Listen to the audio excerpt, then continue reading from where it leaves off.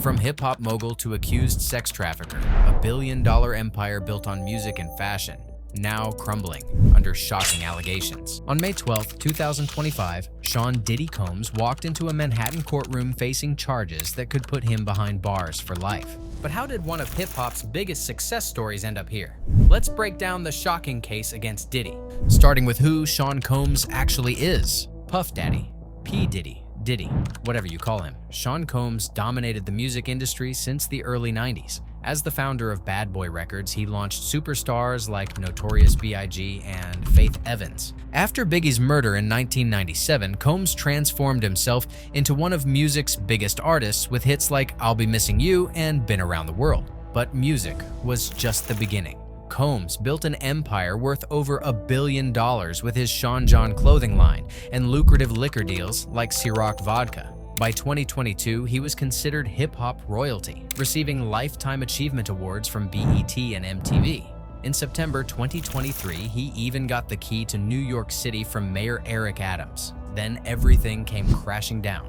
In November 2023, his ex-girlfriend Cassie Ventura filed a bombshell lawsuit accusing him of years of physical, sexual, and emotional abuse. The case was settled within 24 hours for an undisclosed amount, but it opened the floodgates. Federal prosecutors stepped in with shocking charges: racketeering, sex trafficking, and transportation to engage in prostitution. They claim that for over 20 years, from 2004 to 2024, Combs trafficked women, controlled them through abuse, and kept them silent with hush money. At the center of these allegations are what prosecutors called freak-offs, or FOs, elaborate drug-fueled sex parties that Combs allegedly organized, filmed, and used to control his victims. After Cassie's lawsuit, dozens more accusers came forward with their own civil suits. Many claim they were drugged and sexually assaulted at Combs' infamous parties. Others say they were forced to participate in these freak-offs against their will.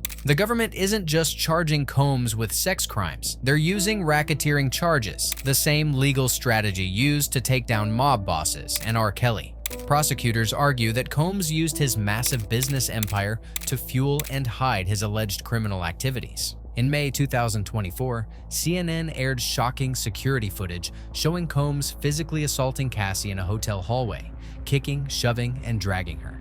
2 days later, Combs posted an apology on Instagram saying, "I was disgusted then when I did it. I'm disgusted now."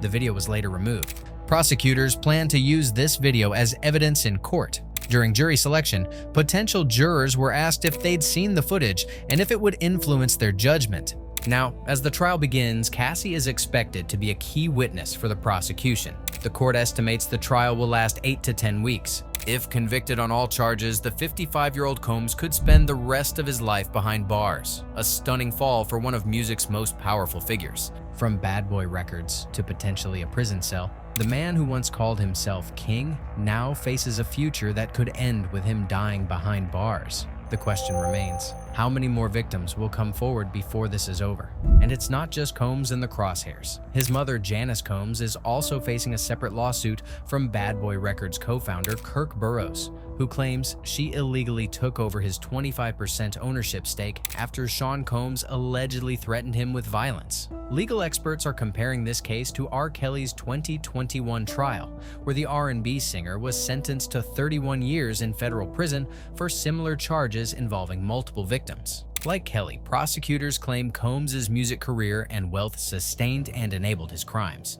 Young Thug's recent racketeering case also shows how the music industry is facing increasing legal scrutiny, with his YSL Records accused of operating as both a record label and a criminal street gang. As the Combs trial unfolds over the next 2 months, the world will be watching to see if the hip-hop mogul's empire was truly built on exploitation and abuse. The prosecution plans to show that his businesses, employees, and money were all tools to commit and cover up crimes spanning 2 decades. The verdict could reshape how we view one of hip-hop's most celebrated figures, and potentially end with him spending the rest of his life in prison. Now that's what you call a bad boy for life, but not in the way Diddy ever imagined.